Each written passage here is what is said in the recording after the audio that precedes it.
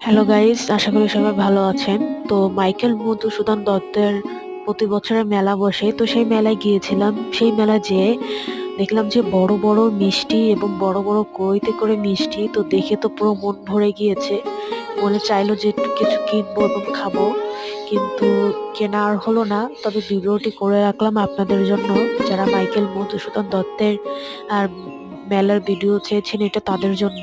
আশা করি সবাই ভালো আশা করি সবাই ভালো লাগবে। এবং দেখতে পাচ্ছেন কত বড় বড় মিষ্টি, নানা রকমের, তো দেখলেই মনে চায় খেতে। তো আশা করি ভিডিওটি সবার ভালো লাগবে।